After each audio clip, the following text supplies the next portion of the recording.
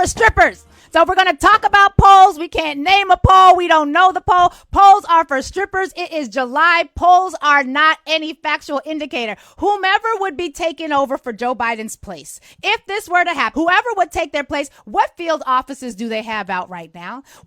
How many field offices do they have in any of the battleground states, let alone the ones that Dems are going to win, aside from the ones that Republicans are going to win? What money and fundraising do they have? Because the multiple hundreds of millions of dollars that they have raised for the Biden-Harris campaign cannot just be transferred over. The Heritage Foundation and other Republicans have already said if you take Joe Biden off the ballot, they're going to sue in front of the Supreme Court because you're violating the process, and people came out and voted. There was a primary and they said they will sue. And we know the Supreme Court is going to say you took Joe Biden off the ticket.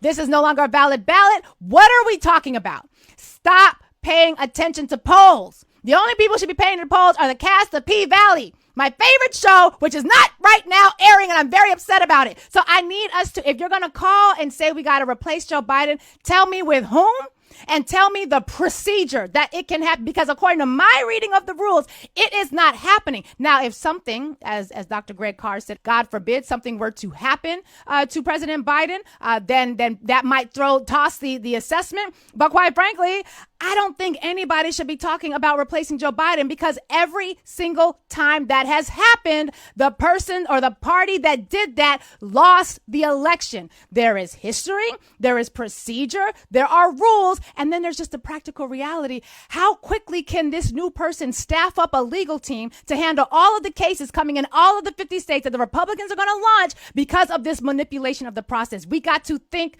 differently and stop listening to the goddamn polls for your news.